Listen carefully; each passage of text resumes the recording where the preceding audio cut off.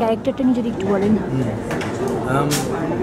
নারায়ণ গঙ্গোপাধ্যায়ের টোপ গল্প অবলম্বনে এই ছবিটা, তাতে প্রধান চরিত্র এবং খল চরিত্র যিনি, তিনি একজন রাজা। নারায়ণ গঙ্গোপাধ্যায়ের গল্পে উনি সত্যিকারের রাজা। সত্যি এই করো না, ওইদিকে আমার সহ অভিনেত্রী ওখান থেকে আমার জিভ ভেঙেছে। যাই হোক, দাঁড়া, তো অবস্থা দেখছি খারাপ করছি, দাঁড়াও আমার সময় আসবে।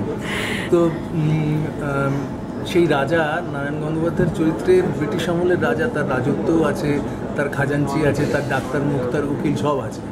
কিন্তু সেই গল্পটাকে যখন বুদ্ধদেব দাশগুপ্ত হিড় করে একবিংশ শতাব্দীর চারণ ক্ষেত্রে নিয়ে আসছেন, তখন দেখা যাচ্ছে যে রাষ্ট্রের কল্যাণে সে রাজাও নেই, সে রাজত্বও নেই, কিন্তু রাজার খোলসটা রয়ে গেছে, সিংহাসনটা আছে, সিংহাসনের উপর থেকে হিরেটা সরানো, মুকুটটা রয়েছে, কিন্তু মুকুটটা সোনার নয়। আর ফলত রাজা আছেন কিন্তু রাজত্ব নেই, রাজার একটা অবয়ব মাত্র রয়েছে। কিন্তু এই লোকটি এখনও তার ওই রাজরক্তে বিশ্বাস করে, এবং সেই বিশ্বাসটা কায়েম করার জন্য সে একটা ফ্যান্টাসি, একটা বিকারের জগৎ তৈরি করেছেন নিজের চারদিকে।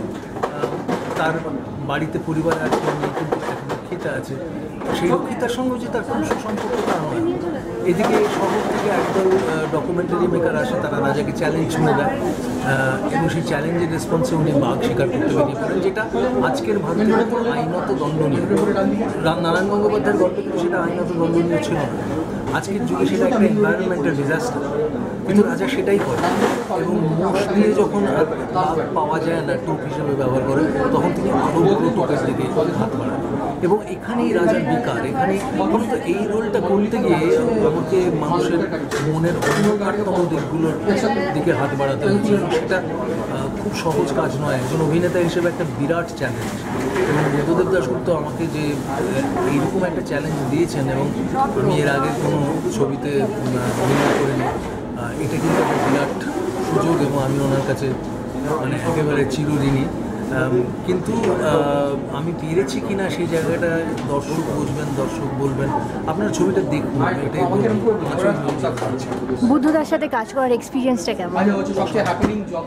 অসাধারণ, কেননা উনি হচ্ছেন বোধহয় last of the giants, Bangla সিনেমার last of the big giants যিনি রয়েছেন। এবং ওর সঙ্গে কাজ করা মানে হচ্ছে ওয়ার্ল্ড সিনেমার সঙ্গে সম্পৃক্ত হওয়া। শুধু আমি অভিনয় করছি বাংলা ভাষায়, কিন্তু দেখছি সারা দুনিয়া। সুতরাং এমন সুযোগ তো সবার মেলে না। আমি নিজেকে ভাগ্যবান মনে করি যে উনি আমাকে বেঁচেছেন, আমার উপর বিশ্বাস রেখেছেন, আস্থা রেখেছেন। আমি সেই আস্থার প্রতি শ্রদ্ধাশীল থেকেছি। সাকসেসফুল হচ্ছে কিনা সেটা দর্শক বিচার করবে। বাইরে তো ফিল্ম ফেস্টিভ্যালে বহুত অ্যাপ্রিসিয়েশন পেয়েছে, এখানকার দর্শকদের কাছ থেকে কীরকম এক্সপেকটেশন? আমি না এই নিয়ে একটু ভয়ে আছি, কেননা নারায়ণ গঙ্গোপাধ্যায়ের গল্পটা প্রায় সবারই পড়া।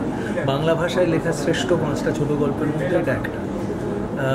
ফলত ওই গল্পটা যারা পড়েছেন, যারা ভালোবাসেন ওই গল্পটা, তারা এই ছবিটাকে কীভাবে নেবেন আমি জানি না। কেননা নারায়ণ গঙ্গোপাধ্যায়ের গল্প থেকে ছবিটা অনেকটা দূরে সরে গেছে। আরও অনেক গল্প স্রোত, কাহিনীর স্রোত, জটিলতা এসে মিশেছে তার মধ্যে। কিন্তু গল্পের এসেন্সটা, একটা মূল জায়গা এক থেকে গেছে। এবং সেটা আমি জানি অনেকে মেনে নেবেন, অনেকে মানবেন না, অনেকের আপত্তি হবে। কিন্তু যেটা আমার মনে হয় কেউ অস্বীকার করতে পারবেন না, সেটা হলো ছবিটার কাব্যিকতা। মানে গদ্যময় বলি, এটা হলো পদ্যময়। এবং বুদ্ধদেব দাশগুপ্ত তো কবি, এবং যখন উনি কবির কলম ধরেন তখন উনি ছবি তোলেন, যখন উনি ক্যামেরা ধরেন তখন কবির কলমের লেখা ছবি হয়ে ফুটে উঠতে থাকে। তো সেই কাব্যিকতাটা কিন্তু এই ছবিটাতে ভয়ঙ্করভাবে আছে। এবং আমার মনে হয় বুদ্ধদেব দাশগুপ্তর শ্রেষ্ঠ ছবিগুলোর মধ্যে এটি একটি বলে গণ্য হবে। এখন দর্শক শেষ পর্যন্ত কীভাবে রিয়্যাক্ট করবেন তা আমি জানি না। তবে আন্তর্জাতিক ফেস্টিভ্যালগুলোতে যেভাবে গৃহীত হয়েছে ছবিটা, সেটা যদি কোনো ইন্ডিকেশন হয়, তাহলে আমি বলবো এই ছবি বাঙালি দর্শকও নেবে। কেননা ওই গুরু সদয় দত্তের উক্তিটা, যদি বাঙালি হবি তো কায় মনে বিশ্বমানব। তো আমাদের বাঙালি আনা আর বিশ্ব মানবতা এক জায়গায় মিলে যাচ্ছে বুদ্ধদেব দাশগুপ্তের ছবিতে, এটাই দেখতে চাই।